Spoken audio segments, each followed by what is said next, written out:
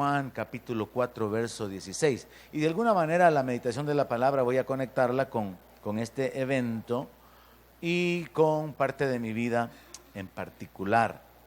Primera de Juan capítulo 4, verso 16 dice así: y nosotros, el apóstol Juan, obviamente a través de su experiencia, él habla desde su punto de vista, y nosotros podremos hacerlo cuando hagamos nuestro ese punto de vista, esa experiencia del apóstol Juan.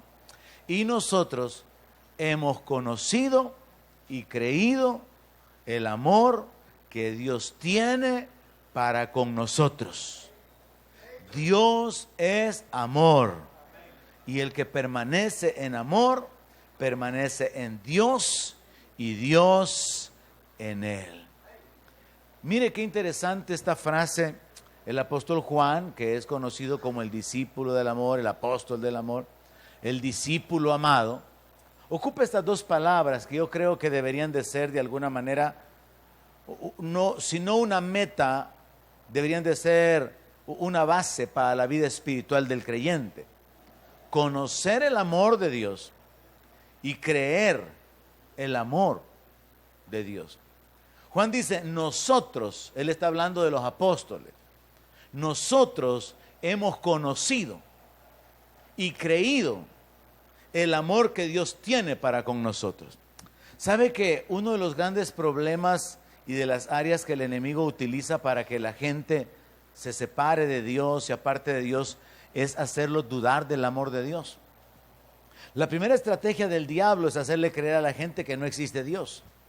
Y los ateos se levantan con sus filosofías, sus argumentos, que alguien me pruebe, que alguien me demuestre que existe Dios. Los ateos se abrogan una actitud muy arrogante y, como dice la Biblia, dice el necio, no hay Dios. Pero en realidad el hecho de que alguien niegue a Dios no anula, no cancela, no elimina a Dios. Simplemente está diciendo no quiero someterme a Dios. Entonces la primera estrategia del diablo en el mundo es hacer que la gente no crea que existe un Dios. Y cuando no logra que la gente no crea que existe un Dios, bueno, entonces los confunde haciéndole creer que hay varios dioses. Y de cualquier manera el propósito se logra en el sentido de que la gente no pueda poner su confianza en el Dios verdadero. El Dios que se ha revelado a través de la palabra, el Dios que se ha revelado a través de la creación. Entonces el diablo trabaja para que la gente crea que no existe Dios, con las catástrofes, las injusticias, los sufrimientos, y entonces surgen los pensamientos, ¿dónde está Dios con tantos niños que se mueren de hambre? ¿Dónde está Dios con tantas tragedias y tantas desgracias? Es la primera estrategia del diablo. La segunda es que si la gente llega a creer que sí existe Dios, y esto particularmente en el caso de los que logran acercarse al cristianismo, y se habla del amor de Dios y de que tal manera amó Dios al mundo que ha dado a su Hijo, el diablo va a tratar de hacerle dudar del amor de Dios. Y entonces muchos creyentes, después de estar vacíos de la palabra, después de no estar experimentando la llenura del Espíritu Santo, la presencia de Dios, llegan a esta conclusión: es que Dios no me ama. Yo no siento que Dios me ame. Dios no me habla, Dios está lejos de mí, Dios no contesta mis oraciones. Y sobre esta base entonces podemos entender que el enemigo logra que la gente se aparte de Dios, que duden de la existencia de Dios o que duden del amor de Dios.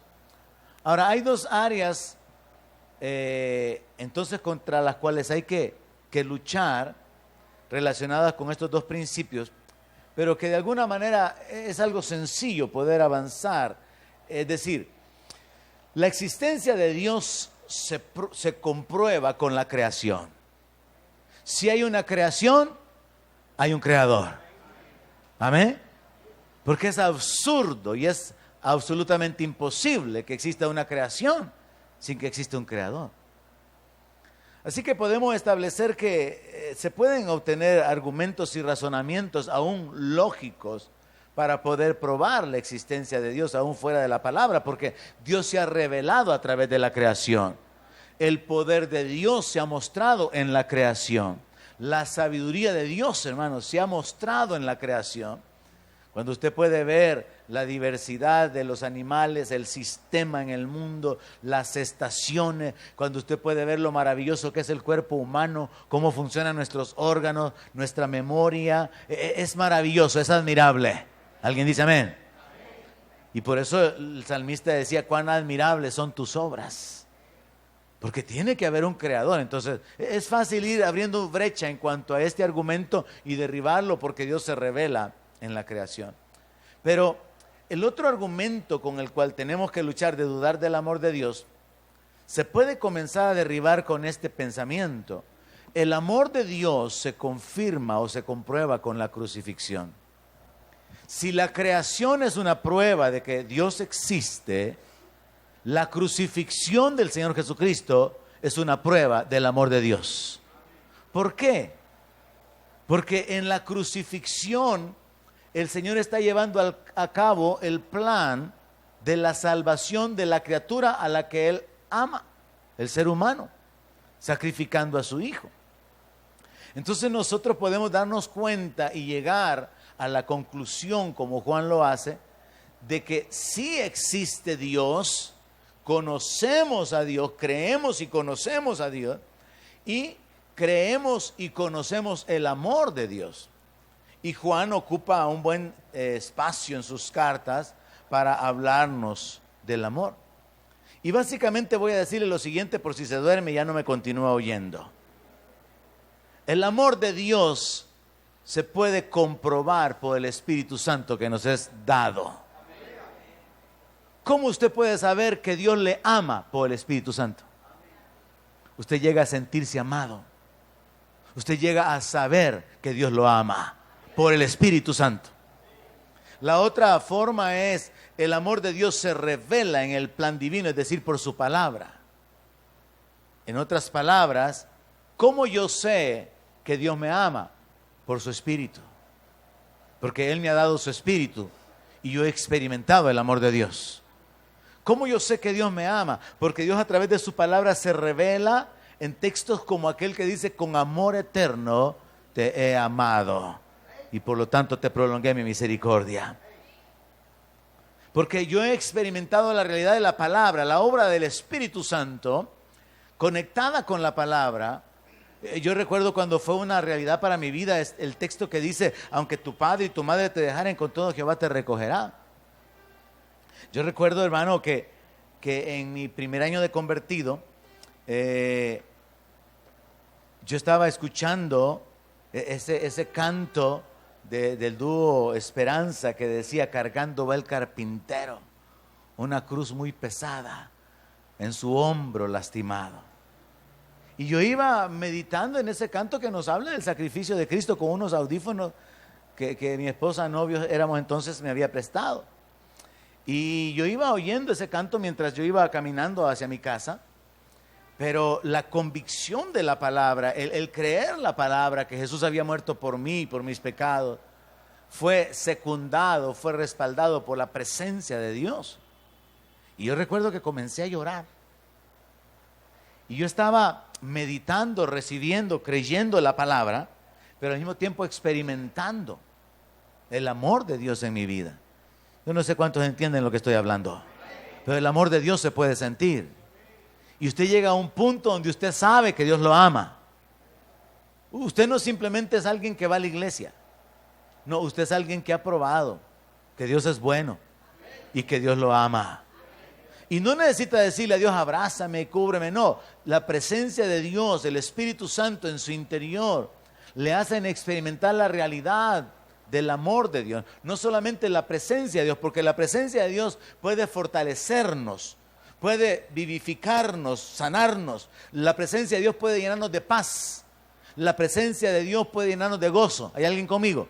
¿O ya comenzaron a dormirse? La presencia de Dios puede hacernos experimentar el amor de Dios. Es una realidad.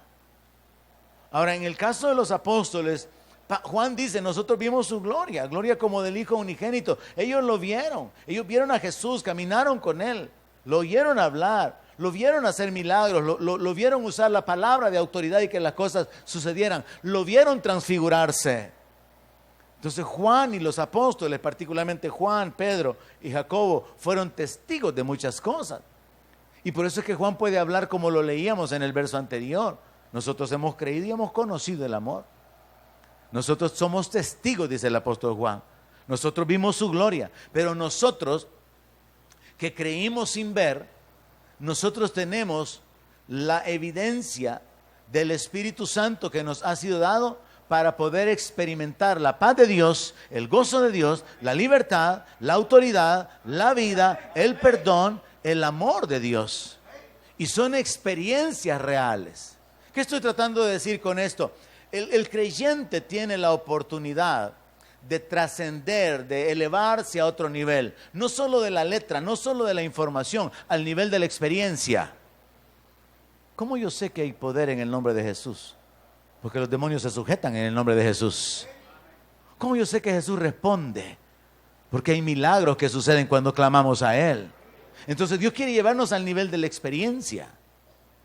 Pero el enemigo va a tratar de hacernos dudar. Y el enemigo logra que algunos retrocedan. Logra que haya gente que después de caminar por años y aún ser servidores, se descuiden en su comunión con Dios, se vuelvan atrás porque comienzan a dudar del amor de Dios y luego comienzan a dudar de la existencia de Dios. Y entonces sucede como sucedió con un hermano a quienes un grupo que estaban saliendo a evangelizar encontraron en un parque y le dijeron: hermano, en vez de andar con nosotros usted aquí evangelizando, usted está aquí pajareando en el parque, porque ya había dejado hace varios meses de venir a la iglesia. No, dijo que estoy desanimado. Y el asunto es que muchos creyentes retroceden, dudan de Dios, dudan del amor de Dios y luego se apartan. Pero Juan está hablando acerca de la experiencia del amor como una realidad y de la creencia en el amor revelado en la palabra. Y en ese sentido, esta porción de 1 de Juan 4 nos ayuda a echar raíces sobre esta doctrina. Vamos al verso 7, 1 de Juan capítulo 4, verso 7. Un fundamento que el apóstol Juan establece aquí es que el amor procede de Dios y que Dios es amor. Mire, es como el asunto de la autoridad. No hay autoridad sino la que está establecida de parte de Dios. Y Dios es el origen de todas las autoridades. Entonces, Juan escribe en el verso 7, amados. ¿Cuántos aquí son amados? Amén. ¿Cuántos han sentido el amor? Amén. Si usted no ha sentido el amor de Dios, sepa que se puede sentir. No buscamos experiencias, pero Dios se hace real por su Espíritu Santo y se puede llegar a experimentar tanto el amor como la paz de Dios, como el perdón de Dios, como la libertad. Se puede llegar a experimentar. Entonces, cuando uno llega a experimentarlo y a vivir en ese nivel, uno sabe que uno es amado.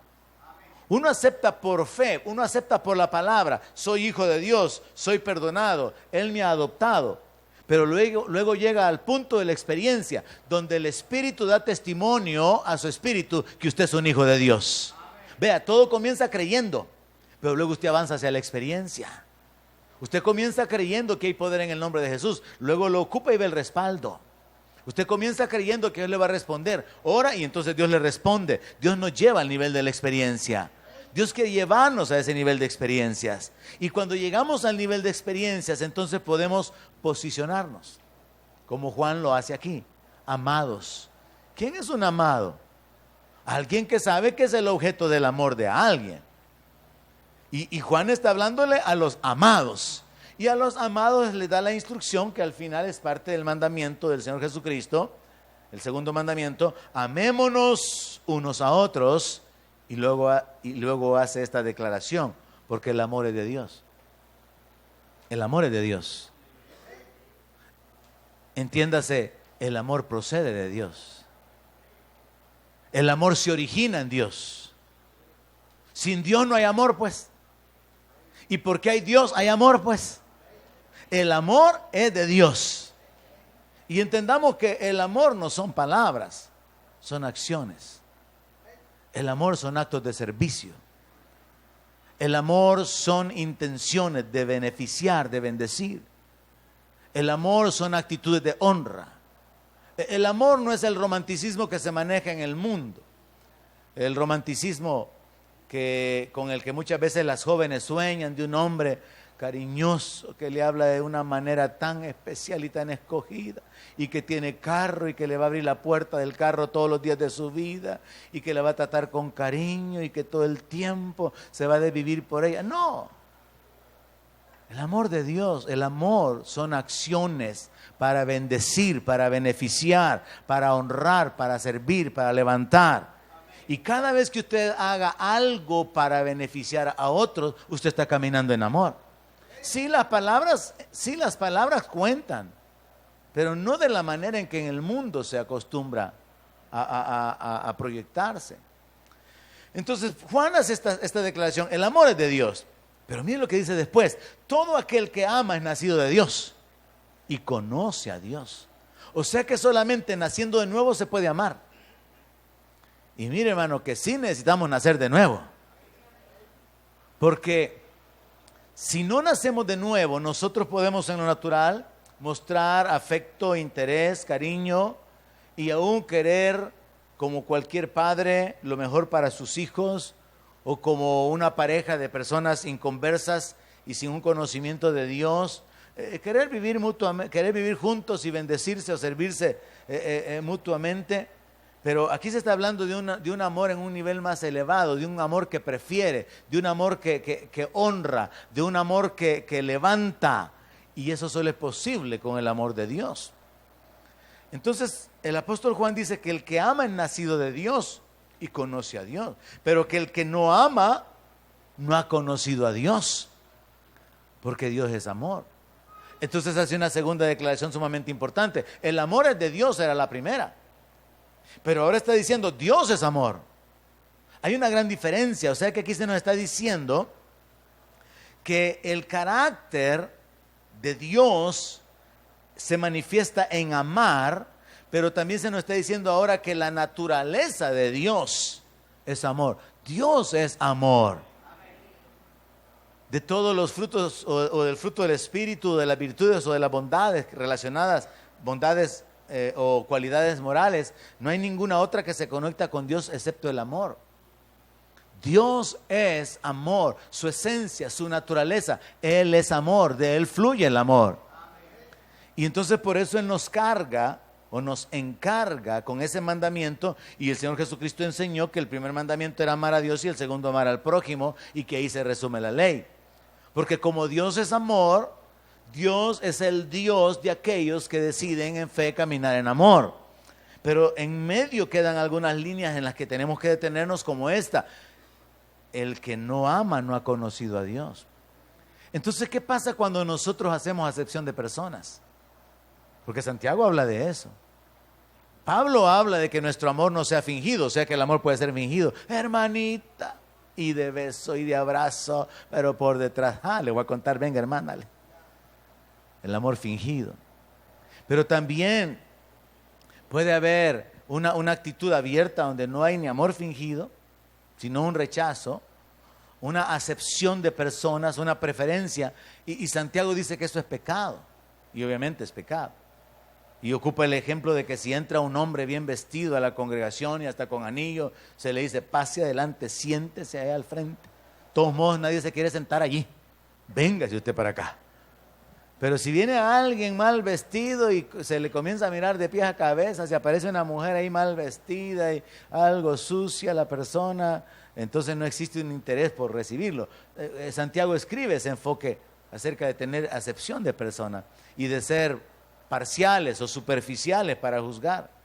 Pero cuando alguien camina en amor, no mira lo exterior, mira el corazón. Yo recuerdo, y lo dije una vez, cuando el Señor trató de una manera bien directa conmigo sobre una persona que está aquí esta noche, hace años.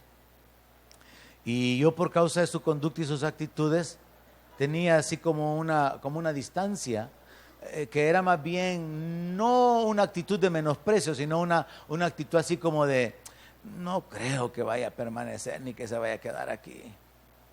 No creo que se alinee con la palabra y que persevere.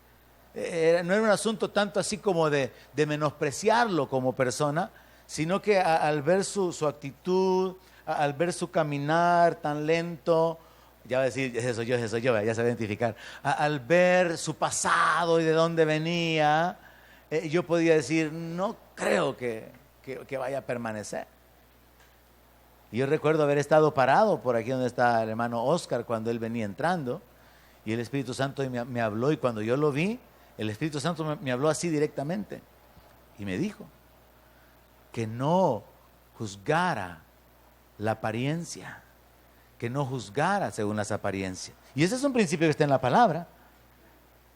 Dios le dijo eso a Samuel, ¿verdad? Porque el hombre mira lo de afuera, le dijo el Señor. Porque cuando Samuel vio venir al hermano mayor de David, dijo, aquí está el ungido. Yo decía al revés, ¿verdad? Aquí está uno que no está ungido. Pero sí está ungido. Alguien dice, gloria a Dios. Porque aquí está esta noche. Entonces Dios trató conmigo eso, y Dios nos trata, Dios obra en nuestra vida por el Espíritu Santo. Nos va guiando, nos va corrigiendo, nos va exhortando. Y Él va revelándose en nuestra vida. Y una de las mejores formas en las que se revela es en el amor. Cuando usted llega a experimentar el amor de Dios, usted se planta, hermano. Y ya no importa que nadie lo quiera. Usted dice, el Señor me ama. ¿Y qué más? Pueden haber conflictos matrimoniales, hijos tremendos, porque miren, los hijos a veces son tremendos. Estábamos hace algunos días visitando a una persona que algunos conocen allá en el mar, una señora que cocina pescados allá por el centro obrero, y resulta que ella tenía un hijo que nosotros conocimos. Y este muchacho, pues, en la secuencia de ir, con el paso de los años, lo vimos ahí un par de años crecer, y de repente desapareció, y se había ido para Estados Unidos, y se ha ido para Estados Unidos, ya tiene sus varios años de estar allá. Y entonces tocamos el tema, ¿y su hijo qué tal? Bien, dice la hermana, yo creo que es hermana porque cuando fuimos con el pastor Joey, él evangelizó y aceptó a Cristo. Y entonces, bien, dice, pero una cara de tristeza, va. ¿Y qué pasa? Le digo yo, no se comunica con usted, casi no se comunica. Ya, de vez en cuando. Para hacer bien corta la historia, le digo yo, llego al punto, pero él está pendiente de ustedes porque ella pagó la cuenta para mandarlo, ¿va? No, me dijo. Dice que no le alcanza el dinero porque está pagando un carro nuevo y entonces no tiene dinero para mandarme, dijo.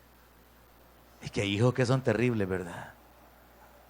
Hay hijos que son tremendos. Y por eso es que aquí el apóstol Pablo habla acerca del amor y de que el que ama es el que ha conocido a Dios, es el que ha nacido de Dios, porque aún en el ambiente natural donde debería de haber amor, a veces no hay amor. Los hijos, si es posible, le sacan los ojos a los papás. Los hijos van a tratar de aprovecharse al máximo. No hay amor, no hay consideración. Entonces Juan establece esta conexión. El amor es de Dios, se origina en Dios. Y Dios es amor, el carácter de Dios, la naturaleza de Dios están conectadas. Y entonces dice que el amor de Dios en el verso 9 se mostró en que Dios envió a su Hijo. Este es un punto sumamente importante bajo este enfoque. Mire, como he mencionado con respecto al dolor que están pasando nuestros hermanos ahorita por la pérdida de su hijo esta mañana, cuando la tragedia llega, cuando llega el divorcio, cuando llega la pérdida de un negocio, de finanzas, cuando algo terrible sucede, el enemigo va a comenzar a minar la mente de las personas, haciéndole pensar, ¿y por qué Dios no lo guardó? ¿Por qué Dios no hizo nada? ¿Por qué Dios no lo impidió? Esta es una situación un tanto similar a la que pasó el pastor Rogelio cuando mataron a su hijo. Y tanto los inconversos como los creyentes que están medio firmes conjeturan, argumentan, piensan, sacan conclusiones, y algunas de ellas son, es que en realidad quizá no hay un Dios que esté realmente haciendo justicia. Porque eso de que le pasen cosas malas a la gente buena, como que es una prueba de que no existe Dios. Porque si existiera Dios, no habría ni injusticia. Es el argumento, el razonamiento humano. Pero cuando usted está plantado en la palabra, cuando usted ya experimentó el amor de Dios, cuando usted conoce la palabra de Dios, usted va a seguir firme. Usted va a decir, yo no entiendo, pero no tengo que entender. Dios me ha llamado a confiar. Usted no se va a mover. Usted va a resistir la duda y usted va a apagar todo dardo que el enemigo le lance y va a permanecer igual que Job. No, si es que yo voy a confiar en él hasta la muerte. Parafraseando lo que él dijo, aunque él me matare, en él esperaré.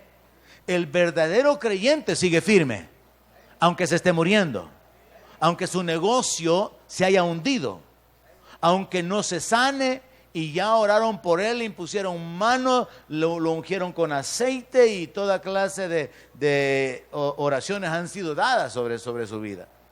El verdadero creyente va a seguir creyendo en Dios y no se va a mover.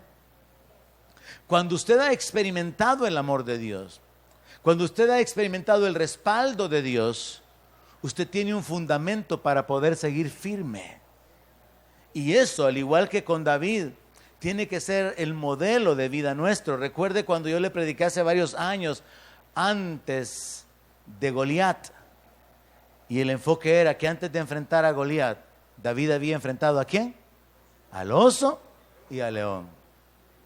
Entonces cuando David llega donde Goliat, él tiene una experiencia. Cuando usted enfrente su próximo Goliat en su vida, recuérdese las experiencias que ya tuvo con Dios. Amén. Piense en lo que Dios ha hecho en su vida. Piense en las oraciones que han sido respondidas. Piense en las experiencias donde Dios ha sido real y camine sobre esa experiencia para no caminar en duda. Juan dice que la muestra del amor de Dios para con nosotros es esta. Verso 9, que Dios envió a su Hijo unigénito al mundo para que vivamos por Él. Ahora nosotros entendemos, aceptamos, predicamos, confesamos, Cristo dio su vida por nosotros. Y eso lo confirma Romanos capítulo 5, verso 8. Mas Dios muestra su amor para con nosotros en que siendo aún pecadores, Cristo murió por nosotros. Ahora, esto tiene que penetrar en su corazón, no solo en su mente, hermano. Porque el asunto es este. Si Dios nos amó cuando éramos malos, ahora que ya estamos perdonados, justificados y que somos sus hijos, ¿va a condicionar su amor y nos va a ver de lejos? No. Al contrario.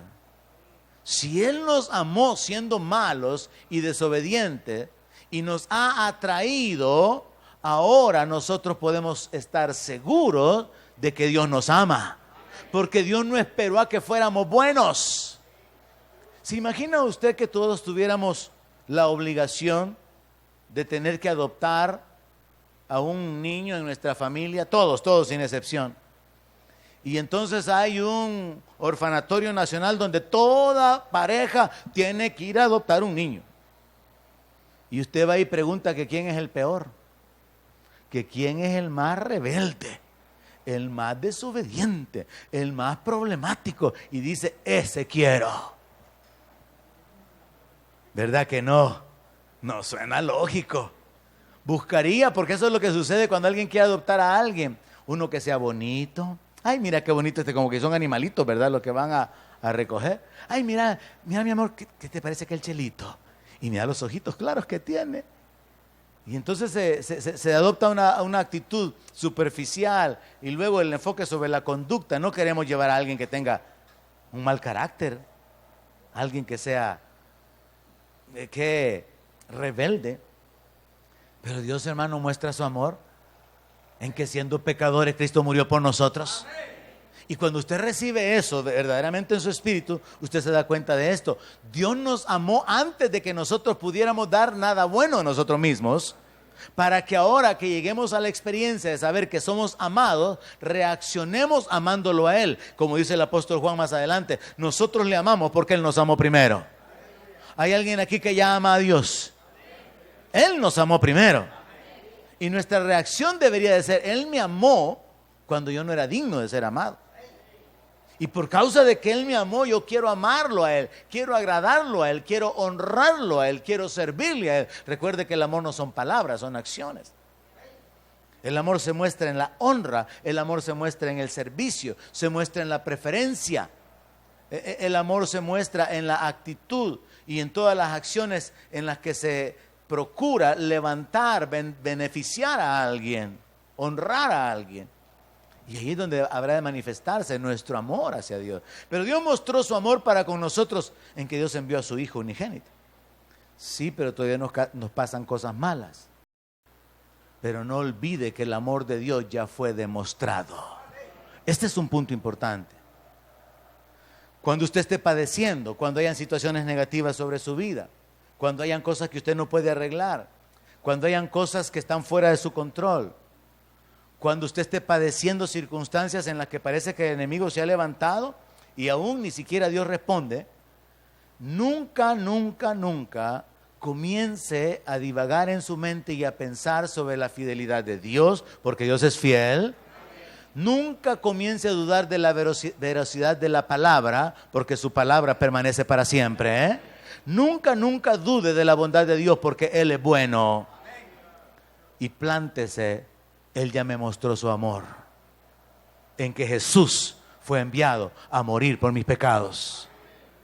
Mire, si usted logra recibir eso, esto puede darle a usted una firmeza espiritual.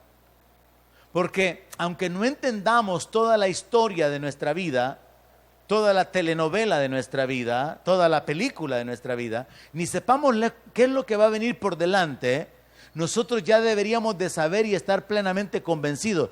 Dios nos amó cuando éramos pecadores. Y Dios mostró su amor revelando a su Hijo a nosotros. Y sobre esa base usted debería seguir adelante, aunque no entienda por qué le está pasando lo que le está pasando. Porque hay cosas tremendas, hermano. Hay cosas terribles que causan que la fe de las personas sea sacudida. Pero en realidad este fundamento debe de permanecer. La muestra de que Dios nos ama es que Él envió a su Hijo unigénito para que vivamos por Él, envió a su Hijo para que muriera por nosotros. Por esto se convierte en un fundamento de fe tan, pero tan importante, hermano, que como ya cité el domingo en el mensaje, en el Islam se trata de remover. Porque en el Islam se sostiene que Jesús no ha pagado los pecados de nadie. En el Islam se sostiene que esa es una gran mentira, que Jesucristo no murió ni resucitó, sino que después de la cruz lo bajaron y quedó un poco así débil, y el doctor Nicodemo estuvo 3 días y 3 noches encerrados con él en la tumba que José les prestó, y ahí lo curó. Una cosa que usted dice, ¿qué diablo más diablo, verdad? Para robarle la fe a la gente, sabiendo que Dios ha mostrado su amor en que envió a su Hijo. El diablo está tratando de remover el fundamento de que Dios nos ama, y por eso Jesucristo fue sacrificado. Y el apóstol Pablo habla acerca de eso, que con una sola ofrenda ha hecho perfectos a los santificados. Entonces este es un fundamento, hermano, que debería ser inamovible en su vida espiritual. Creer eso, caminar sobre esa verdad. Cristo murió por mis pecados, como dice el apóstol Juan en 1 Corintios 15. Debe de ser un fundamento firme para su vida, no negociable, hermano. Porque el Señor mostró su amor de esa manera. Dios ha mostrado su amor. Ahora, ¿cuál fue el propósito? Verso 10. En esto consiste el amor, no en que nosotros hayamos amado a Dios, sino que Él nos amó a nosotros y envió a su Hijo en propiciación por nuestros pecados. Mire, este mensaje podría resultar así como que bien básico, sí, de evangelismo, que Jesús murió, que los pecados. Sí, pero el asunto es, ¿cuántos creyentes no están plantados en ese fundamento? Y a la hora de los problemas, de la enfermedad, de ser despedidos, del divorcio, de la muerte de un hijo, de la muerte del cónyuge, de desgracia, de tragedia, comienza su fe a tambalearse porque no estaban plantados en que hay una gran evidencia del amor de Dios, y es la cruz, es la sangre derramada por Jesucristo. Y esto debería de permitirnos estar firmes, aunque todo lo demás alrededor no lo entendamos. Quiero decir, la Biblia dice que todas las promesas son sí y amén en Cristo. Pero algunos creyentes poseen ciertas promesas. Otros creyentes poseen otras promesas. Y hay otros creyentes que poseen de aquí y de allá. Y hay otros que ni de aquí ni de allá. Pero el punto es este. Aunque usted no experimentara la realidad de ninguna promesa, Jesús murió por nosotros. Y esa realidad cambia su eternidad. Y si usted permanece firme sobre esa verdad, no importa lo que haya sucedido, lo que esté sucediendo o lo que sucede en la vida. Recuerde la predicación del rico y de Lázaro. Lázaro estaba abandonado. Lázaro no sabía de autoridad espiritual. Lázaro no sabía acerca de la unción. Lázaro no sabía de los dones del Espíritu. Lázaro no sabía nada de nada. Pero Lázaro sabía quién era Abraham. Y Lázaro sabía quién era el Dios de Abraham. Y Lázaro sabía lo que era vivir en el fe en el Dios de Israel. Y cuando él se muere, es llevado por ángeles al seno de Abraham. Entonces no importa cómo él vivió. Lo que importa es cómo terminó. Nuestra vida tiene que estar fundamentada sobre este sacrificio que el diablo está tratando y ha tratado por años de remover, de negar. Así que el propósito del amor es la liberación mayor. Dios no nos hace libres de las aflicciones, de las angustias, de las lágrimas. No, viene el día, hermano, en que el Señor va a enjugar toda lágrima. Pero Dios nos ha librado del mayor problema y es la condenación eterna. Lo demás es insignificante. Los demás padecimientos, las demás situaciones, cuestiones de amor, cuestiones de a quien se le entregó el corazón y se lo hizo pedazos, pues agarre esos pedazos y entrégueselos al Señor y Él le va a restaurar. ¿Alguien me entiende? No importa el asunto de lo que haya sido nuestra vida, por nuestras malas decisiones, por nuestra falta de desarrollo de carácter o lo que sea, Jesús murió por nosotros y el problema más grande ya fue solucionado. Hemos sido llamados a la gloria eterna. Y ese es un fundamento con el cual usted puede vivir por el resto de su vida. Ahora en el verso 11 Juan establece el principio del cual el Señor Jesús habló. Y es que los amados tienen que amar. Mire, Dios ocupa este principio. Dios sana a gente para que sanen a otros. ¿Me oyó? Dios sana a gente para que sanen a otros.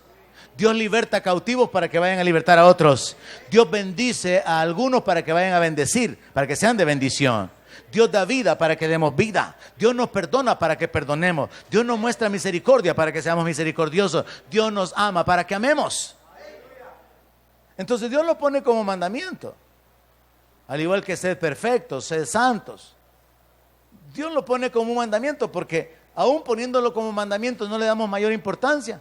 Y si fuera un consejo, y si fuera una sugerencia, miren, yo les sugiero, ¿verdad? Que hagan el ánimo de amarse, ¿verdad? No, un mandamiento nuevo les doy, que se amen, que se prefieran, que se sirvan, que se honren. Un mandamiento. Pero vea la clave aquí. Amados, si Dios nos ha amado así como que cuando éramos malos nos amó, así debemos también nosotros amarnos unos a otros. ¿Cómo? Ame a su hermana. Ame a su hermano, aunque sea malo. Comience, tome la decisión ahora de restablecer relaciones. De aquellas personas que han hablado mal de usted y usted también ha hablado mal de ellas. Ámelo, prefiéralo, hónrelo, sopórtelo o por lo menos perdónelo. Porque el amor todo lo sufre. Perdónelo. Cuesta, pero es posible por el Espíritu Santo. Y es lo que Juan nos enseña. Verso 12. Mire, Dios es invisible. La Biblia sustenta esto en varias escrituras. Y esta es una. Nadie ha visto jamás a Dios. Nadie ha visto jamás a Dios. Dios es invisible. Dios es espíritu. Dios no puede ser visto. Dios no es un anciano con barba bien larga. Dios es espíritu. A Dios nadie lo ha visto. Pero Daniel, pues, era una visión. Y Habacuc, pues, era una visión. Y Moisés, pues, era una manifestación de la gloria de Dios. A Dios nadie lo ha visto. Dios es invisible, habita en luz inaccesible. Pero Dios se hace visible a través del amor. Mire lo que dice Juan. Nadie ha visto jamás a Dios. Si nos amamos unos a otros, Dios permanece en nosotros y su amor se ha perfeccionado en nosotros. ¿Sabe qué es el plan de Dios? Que la gente puede no verlo jamás porque Él es invisible, pero la forma en que usted los trate los va a impactar. Cuando vean el amor que hay en usted. En otras palabras, usted y yo, cada uno de los que estamos aquí, podemos afectar la vida de otras personas mostrándoles amor. Pero no pensamos mucho en eso, ¿verdad? Andamos pensando en nuestros problemas. Pero Dios, que es invisible, se hace visible en una congregación, en un pueblo que camina en amor. Y entonces la gente puede ser impactada hasta el punto que Jesús dijo, y van a saber que son mis discípulos si se aman los unos a los otros. En esto conocerán que soy mi discípulo. Entonces, ¿qué es lo que se le puede mostrar al mundo como una realidad, como una evidencia de la presencia de Dios? El amarlos. ¿Y quién puede amar? Solo los amados.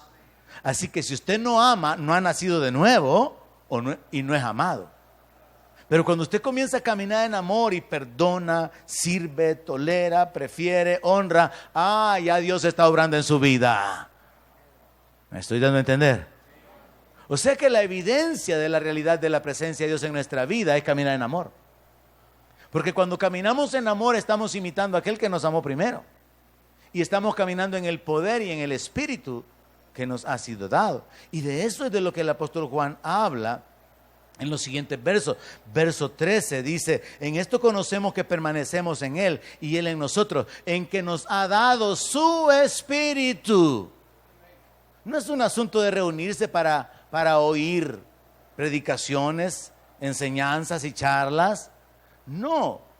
Es un asunto de cultivar nuestra vida espiritual, de, como dice el apóstol Pedro, de crecer como piedras vivas para hacer casa espiritual y sacerdocio santo, de desarrollarnos espiritualmente, de crecer espiritualmente.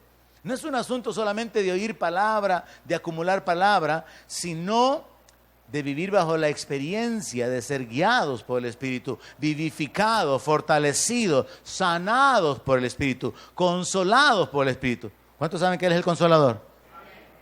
Pero cuando estamos atribulados se nos olvida oírlo. O sea, el consolador consuela. ¿Y cuándo nos va a consolar si no hay necesidad? Pero sí hay necesidad de ser consolados. Entonces releamos el verso. En esto conocemos que permanecemos en Él y Él en nosotros, en que nos ha dado de su Espíritu. Es por el Espíritu de Dios que gente que no se conoce se aman. Y yo sé que usted puede tener, por muy poco tiempo que usted tenga de estar en una congregación, usted puede tener un círculo de gente que no son nada, pero se aman. ¿Sabe qué es lo que tiene que hacer? Ensanchar ese círculo. ¿Aló? No lo deje tan chiquito, ese círculo de las mismas de siempre, las queridas de siempre. Y ya, nos ponemos a comer ahorita, se van juntitas a la misma mesa, ya aburren. No, hombre, ya, ensánchese, relaciónese con otro, muestre su amor para con otro, porque sí, así, mire, de plano, ya mucho.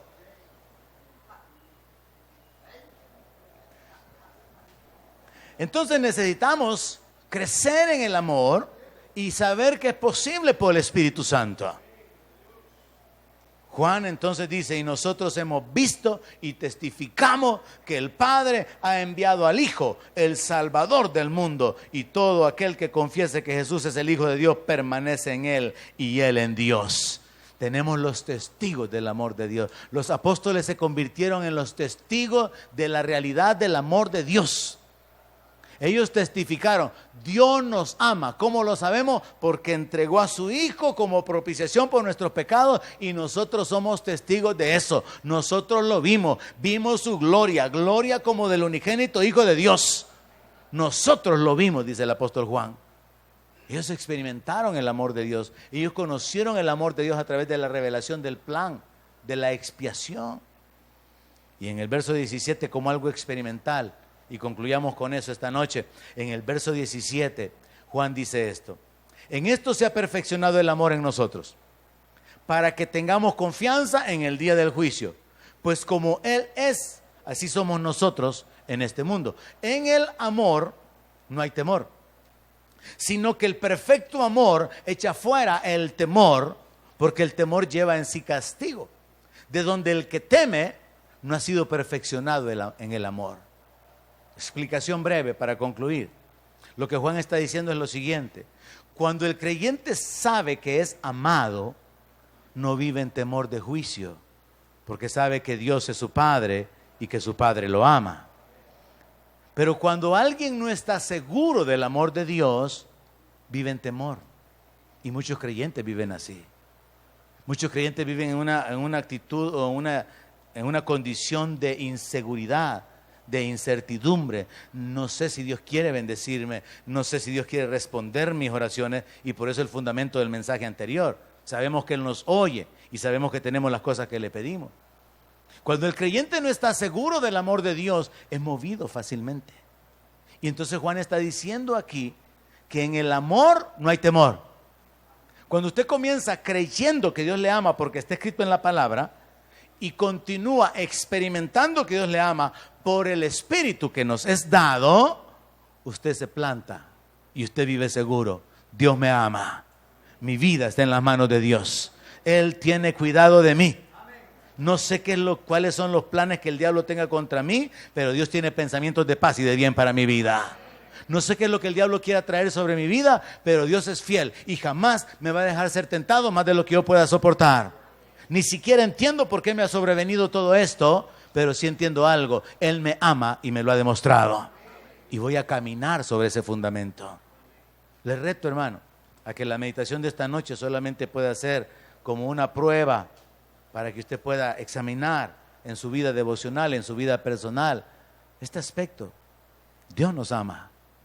Pero muchos creyentes no están seguros de ese amor, al igual que muchos hijos en lo natural. Hay hijos que llegan a un conflicto en cierta edad, es que ustedes no me quieren. Hay hijos que a la hora que los padres los castigan, sí, como no me querés, ¿verdad? Hay hijos que dudan del amor del padre, no llegan a estar seguros. Y espiritualmente también es una realidad. Y eso causa un distanciamiento, causa el no vivir en la actitud correcta, causa el alejarse de las bendiciones. Así que le animo, afírmese sobre esta verdad. Dios es amor y el amor procede de Dios. Oramos, Padre, gracias. Gracias por amarnos, por revelarte a nosotros a través de tu palabra y por mostrarlo por tu Espíritu Santo. Donde mi palabra sea su alimento, allí quiero